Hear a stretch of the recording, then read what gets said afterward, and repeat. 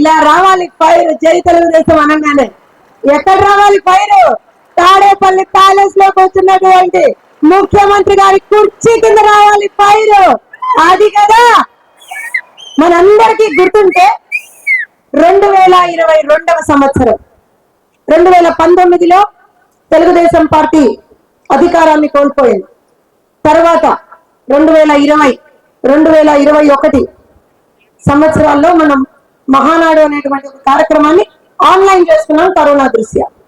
తర్వాత 2022వ సంవత్సరంలో దిక్కులు పిక్కటిల్లేలా ప్రత్యర్థుల గుండెల్లో రైళ్లు పరిగెత్తేలా ఆ రోజున పసుపు సునామీ కనపడింది. ఎక్కడ ఎక్కడ? ఒంగోలులో కనపడింది. రేపు పొద్దున్న ఒంగోలులో వచ్చేటువంటి రిజల్ట్ ఏదైతే ఉందో అది మళ్ళీ ప్రత్యర్థుల గుండెల్లో రైళ్లు పరిగెత్తిస్తుంది. ఈ విషయాన్ని అందరం కూడా గుర్తుపెట్టుకోవాలి.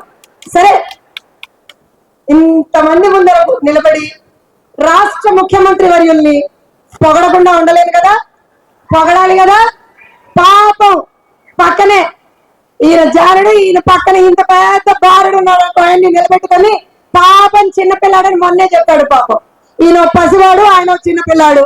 సరే, ఆ పసివాడు ఆ చిన్నపిల్లాడు సంగతి పక్కన పెడితే ఈ పసివాడు పాపం కొన్ని రోజుల ముందర పాపం ఎవరో రాయిచ్చు కొట్టారట. ఏం రాయమ్మా? అబ్బా, గులకరాయి అని మీరు చెప్తున్నారు, వాళ్ళకి అక్కడ తెలియలా. గులకరాయితో తమ్ముడు చెప్పాడు, తర్వాత చెప్పాడు. సరే, గులకరాయి ఇచ్చి కొట్టారట. ఆ గులకరాయి తగిలి పక్కన ఉన్నటువంటి వెల్లంపల్లి గారికి అయితే కన్నే పోయింది. ఆఖరికి ఏమైంది? అటు ఇటు చేసి ఏదో కనుక్కున్నారు, ఏదో ఎక్కడో ఏదో దెబ్బ తగిలింది కానీ ఒక ప్లాస్ చేసుకున్నాడు. ఒక దిక్కుమాల బ్యాండేజ్ చేసుకొని కొన్ని రోజులు తిరిగాడు. మనలాంటి వాళ్ళే అదేంటండి, అసలు అదేంటండి, ఇన్ని రోజులు బ్యాండేడ్ వేసుకున్నాడు ఏంటండి, అసలు పెట్టుకోరు కదండి అన్ని రోజులు బ్యాండేడ్. చిన్న దెబ్బకి 2 కుట్లు అన్నాడు, 3 కుట్లు అన్నాడు, అంత అన్నాడు, ఇంత అన్నాడు. ఆఖరికి ఏమైపోయాడు? అసలు కనీసం ఆ బ్యాండేజ్ ఎందుకు వేసుకున్నాడండి అని మనలాంటి వాళ్ళని అడిగాం. తెలియదు కదండి మనకి. పాపం కదండి, మనం ఆంధ్రప్రదేశ్ రాష్ట్ర ప్రజలు కదండి. పాపం, అయ్యో ముఖ్యమంత్రి గారికి ఎంత పెద్ద దెబ్బ తగిలిందో అనుకున్నారు. అదేంటి దిక్కుమాల బ్యాండేజ్ తీయడేంటి అనుకున్నారు. ఏం జరిగింది ఆఖరికి? అయ్యో బాబోయ్, ఒక్క రోజులోనే, సారీ ఒక పూటే అనుకుంటా, ఒక్క పూటలోనే వైద్య రంగంలోనే అసలు ఒక మిరాకిల్ తీసుకొచ్చాడండి జగన్మోహన్ రెడ్డి. శభాష్ జగన్మోహన్ రెడ్డి. ఇవాటి రోజున వైద్య రంగానికే ఒక సవాలు విసిరాలమ్మా, సవాలు. Medical miracle. దెబ్బ లేదు, దెబ్బ ఆనవాళ్ళు లేదు, బ్యాండేజీ లేదు, ఏదీ లేదు.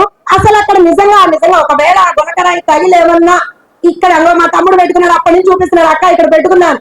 కానీ కొంచెం ఆ గులకరాయి కనుక నిజంగా తగిలుంటే ఆ చిప్పేమన్నా దొబ్బిందేమో నాకైతే తెలియదు. కానీ ఆఖరికి చూస్తే ఒక పూటలో స్కార్ లేకుండా కూడా, అంటే మరక లేకుండా కూడా పోయిందో అన్నట్టు అది పోయింది.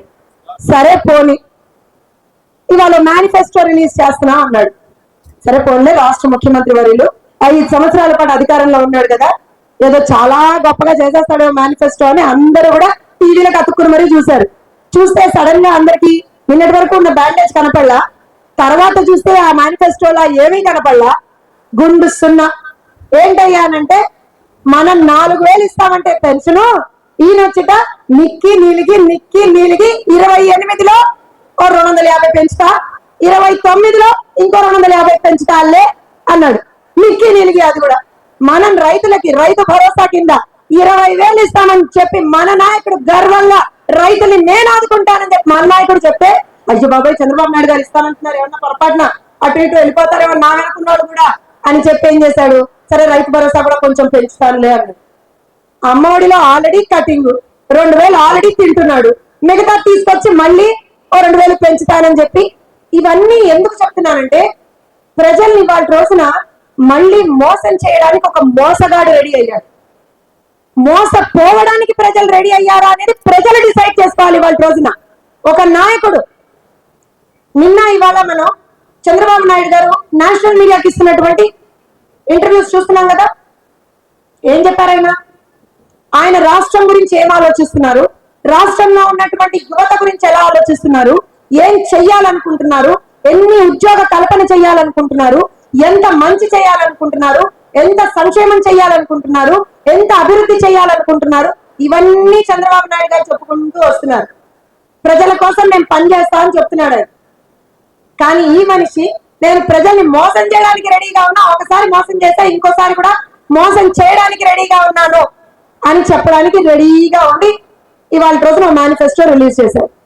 ఇన్ని చూసిన తర్వాత కూడా మళ్ళీ వెళ్ళి ఒకవేళ కనుక ఏ వ్యక్తి అయితే మద్య నిషేధం చేయకపోతే ఓట్లు అడగనన్నాడో, ఏ వ్యక్తి అయితే ఉద్యోగ కల్పన చేయకపోతే ఓట్లు అడగనన్నాడు, ఏ వ్యక్తి అయితే కరెంటు ఛార్జీలు తగ్గించకపోతే ఓట్లు అడగనన్నాడు, ఏ వ్యక్తి అయితే అక్క చెల్లెమ్మలను ఆదుకుంటానని ఆదుకోలేదు, అలాంటి వ్యక్తికి గనక మళ్ళీ ఓటేస్తే దేశ పటంలో ఆంధ్రప్రదేశ్ అనేటువంటి ఒక రాష్ట్రం ఒకప్పుడు ఉండేది అనేటువంటిది మాత్రమే మనం చూడగలుగుతాం, తప్పించి ఇంకేమీ లేదు.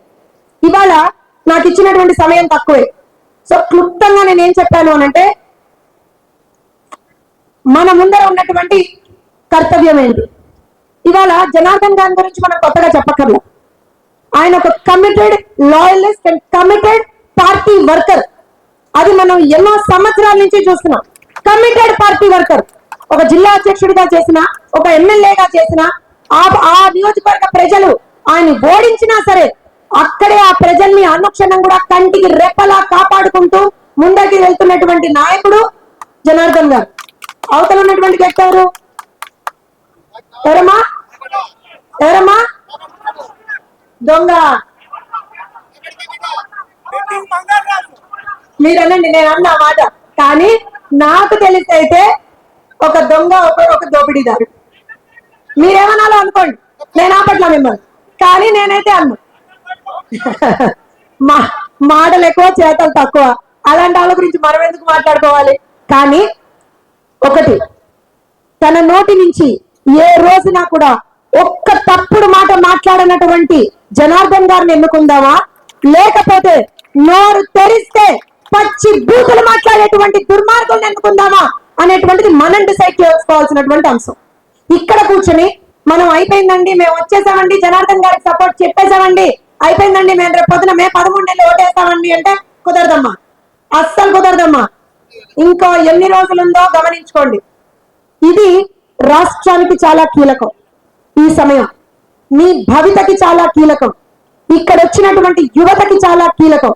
ఇలాంటి సమయంలో అక్కడికి వెళ్ళి మనం ఎంత మేరకి సహాయ సహకారాన్ని అందించగలమో చూసుకుంటూ, ఏ ఒక్క ఓటు కూడా ఎక్కడ మిస్ కాకుండా చూసుకోవాలి. అది ఎందుకు చెప్తున్నానంటే, ఇందాక రాజేంద్ర గారు మాట్లాడుతూ ఒక మాట అన్నారు, అది నిజంగా ఒక ఎమోషనల్ పాయింట్. ఒక మహిళగా నాకు చాలా చాలా బాధించేటువంటి అంశం. చాలా ప్రభుత్వాలు వస్తాయి, చాలా పార్టీలు ప్రభుత్వంలోకి వస్తాయి, చాలా పార్టీలు ప్రతిపక్షంలో ఉంటాయి. కానీ నిస్సిగ్గుగా, ఏ మాత్రం కూడా సిగ్గు లేకుండా అసెంబ్లీ సాక్షిగా ప్రెస్ మీట్లలో, బహిరంగ సభల్లో మహిళల్ని కించపరిచేటువంటి నికృష్టుల్ని, దుర్మార్గుల్ని, దుష్టుల్ని కనీసంలో వాళ్ళకి డిపాజిట్లు కూడా రాకుండా చేయాల్సినటువంటి ఒక మినిమం బాధ్యత మనందరి మీద ఉంది. భువనమ్మ ఏం తప్పు చేసింది? అక్కడ ఉన్నటువంటి ప్రతి ఒక్క అడ్డమైన గదవ ఎవరైతే భువనమ్మ గురించి మాట్లాడాడో, నిన్న కూడా ఎవరైతే భువనమ్మ గురించి అడ్డమైన కారు కూతలు కూసినటువంటి నికృష్టుల్ని అడగండి, ఏం తప్పు చేసింది భువనమ్మ? పేదలకి అన్నం పెట్టడం భువనమ్మ చేసిన తప్ప? పేదలకి చదువు చెప్పడం భువనమ్మ చేసిన తప్ప? పేదలకి రక్త బొట్టనివ్వడం భువనమ్మ చేసిన తప్ప? ఏంటి భువనమ్మ చేసిన తప్పు ఇవాళ రోజున? అలా ఒక్క మహిళ కాదు, సాక్షాత్తు తోడబుట్టినటువంటి చెల్లిని కూడా కించపరుస్తూ మాట్లాడేటువంటి నికృష్టులరా ఇవాళ రోజున పాలకులుగా ఉంటే, అలాంటి పాలకుల్ని మనం ఎన్నుకుందామా? లేకపోతే మహిళలంటే ఇలా నిలబెట్టి గౌరవం ఇచ్చి, అటు తేజస్వి కావచ్చు, నన్ను కావచ్చు, నిలబెట్టి గౌరవం ఇచ్చి రేపు పొద్దున మీరు ఎదగండమ్మా, పార్టీని ఎదిగించండి అమ్మా, 10 మందికి సాయం చేయండి అమ్మా అని చెప్పి వెన్ను తట్టి ప్రోత్సహించేటువంటి నాయకుడు కావాలా, అలాంటి పార్టీ కావాలా అనేటువంటిది ప్రజలు కూడా నిర్ణయించుకోవాలి. ముఖ్యంగా మహిళలు నిర్ణయించుకోవాలి. ఇక్కడికి వచ్చినటువంటి ప్రతి ఒక్క మహిళ మీ మీద చాలా చాలా చాలా బాధ్యత ఉందమ్మా. ఒక్కసారి చెప్తున్నా, మర్చిపోవద్దు. చంద్రబాబు నాయుడు గారి కళ్ళల్లో వచ్చినటువంటి కన్నీరును మర్చిపోవద్దు. భువనమ్మ కళ్ళల్లో వచ్చినటువంటి కన్నీరును మర్చిపోవద్దు. ఏ వెధవలైతే ఆ కన్నీరును చూశారో తెచ్చారో వాళ్ళ ఎవ్వరిని కూడా విడిచిపెట్టదు. పెద్ద విడిచిపెట్టేస్తాడు. ఆయన చంద్రబాబు నాయుడు గారు కదా, వదిలేస్తాడు. రేపు పొద్దున అధికారంలోకి రాగానే మళ్ళీ ప్రజలు సంక్షేమ అభివృద్ధి ఇవన్నీ అంటాడు. కానీ ఒక్కటి మాత్రం కోట్ చేస్తున్నా, మన మీద ఉన్న బాధ్యత, మన అమ్మని అన్నవాడిని ఎవరిని వదిలిపెట్టద్దు. ఒక్కడికి చెప్తున్నా, 175 నియోజకవర్గాల్లో ఒక్కడికి కూడా డిపాజిట్లు కూడా రావద్దు. నిజంగా మనం తెలుగుదేశం పార్టీ కార్యకర్తలమే అయితే, మనం వేసుకున్నటువంటిది పసుపు జెండానే అయితే, మన గుండెల్లో ఉండేటువంటిది సైకిల్ గుర్తే అయితే 175 నియోజకవర్గాల్లో ఏ ఒక్క నియోజకవర్గంలో కూడా డిపాజిట్లు కూడా వైఎస్ఆర్సీపీకి రాకూడదు. అలానే 25 పార్లమెంట్లలో కూడా ఎక్కడ డిపాజిట్లు కూడా రాకూడదు. అవుతుందా అంటే అవుతుంది. పులివెందులకు కూడా కొడుతున్నాం, పులివెందులకు కూడా కొడుతున్నాం. మనం గుర్తుపెట్టుకోండి. గ్రాడ్యుయేట్ ఎమ్మెల్సీ ఎన్నికల్లో పులివెందుల్లో మనం 3000 మెజారిటీ తెచ్చుకున్నాం. తెలుగుదేశం పార్టీకి 3000 మెజారిటీ వచ్చింది. తెలుగుదేశం పార్టీ పసుపు సైనికులు తలుచుకుంటే ఏమన్నా సాధించగలవు. కానీ అన్నీ చేస్తూ ప్రతిదీ కూడా పెద్దని చూసుకుంటాడులే, లోకేష్ అన్న చూసుకుంటాడులే, లేకపోతే పాప నిలబడ్డటువంటి జనార్దన్ గారు లాంటి పెద్దలు చూసుకుంటారులే అంటే కాదు. ఇప్పుడు ఇందాక నేను వచ్చే ముందు ఒక పాట పెట్టారు కదమ్మా. ఏం పాట చెప్పనా? సహనంగల్లా చంద్రుడు శంఖం పూరించలే, రాముని తీరు శ్రీరాముని తీరు. తర్వాత ఏంటి? సమరం చేద్దామంటూ సైన్యం కదిలొచ్చనే హనుమంతుల తీరు. సో ఇవాళ చంద్రబాబు నాయుడు అనేటువంటి శ్రీరాముని వెంట హనుమంతులుగా ప్రతి ఒక్కళ్ళం కదలాల్సినటువంటి అవసరం ఉంది. ఎవరు పిలవరు, ఎవరు పట్టుబట్టరు, మనమే వెళ్ళాలి. మనమే ప్రతి ఒక్క నియోజకవర్గంలో తిరగాలి. ప్రతి ఒక్క అభ్యర్థి వెనక మనమే నిలబడాలి. వాళ్ళని గెలిపించుకొని రావాలి. ప్రతి ఒక్కళ్ళకి గెలుపుని బంగారు పళ్ళెంలో పెట్టి మనమే అందించాలి. తద్వారా నారా చంద్రబాబు నాయుడు అని నేను వినపడాలా? ఇలా ఇక్కడ చప్పగా కూర్చుంటే అక్కడ వినపడుతుందా? తాడేపల్లి ఆదరాల చెవుల్లో రీసౌండ్ రావాలి. అక్కడ కూర్చున్న పిల్లికి నారా చంద్రబాబు నాయుడు అనే నేను అనే మాట జీవితాంతం గుర్తుండిపోవాలి జగన్మోహన్ రెడ్డికి. అలా ఉండాలి మన విజయం. ఈసారి విజయం తథ్యం. ఏ నియోజకవర్గం అయినా సరే విజయం తథ్యం. ముఖ్యంగా ఒంగోలులో అత్యద్భుతమైనటువంటి మెజారిటీతో విజయం తథ్యం. విజయం కాదు మన ముందరన్నటువంటిది, మెజారిటీ ఎంత అనేటువంటి లెక్క వేసుకుందాం. ప్రతి నియోజకవర్గంలో ఎంత మెజారిటీ తోటి మనం గెలుస్తున్నాం అనేటువంటి రీతిలో పోటీ పడదాం. ఒక్కసారి అందరికీ మనస్ఫూర్తిగా మళ్ళీ చేతులు జోడించి రిక్వెస్ట్ చేస్తున్నా, దయచేసి రాష్ట్రం కోసం, నారా చంద్రబాబు నాయుడు గారి కోసం, ఆంధ్రప్రదేశ్ రాష్ట్ర యువత కోసం, రాష్ట్రంలో ఉన్నటువంటి మహిళల కోసం, బడుగు బలహీన వర్గాల కోసం, ప్రజల కోసం ప్రతి ఒక్కళ్ళు కదలండి. ఓట్ అనేటువంటి ఆయుధాన్ని ఉపయోగించండి. అలానే అందరితోటి కూడా ఉపయోగించేట్టుగా చెయ్యండి. ఏ ఒక్క ఓటు మిస్ కాకూడదు. ఇది మీ అందరి ముందర ఉన్నటువంటి కర్తవ్యం. ఒక్కసారి అందరూ దీనికి గనక మీరు ఓకే చెప్తే, తమిళలో మీరే, దీనికి గనక మీరు ఓకే చెప్తే ఒక్కసారి చేయి పైకెత్తి పిడికిలి బిగించి ప్రతి ఒక్కళ్ళు, ముఖ్యంగా మహిళలు, మీ మీదే ఉందమ్మా ప్రథమ బాధ్యత.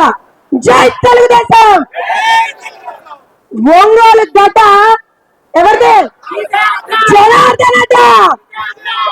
అంతేనా? జై తెలుగుదేశం. జై తెలుగుదేశం.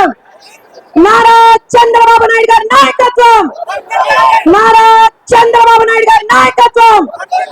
నారా చంద్రబాబు నాయుడు గారి నాయకత్వం. జోహార్ అన్న ఎన్టీఆర్. జోహార్ అన్న ఎన్టీఆర్.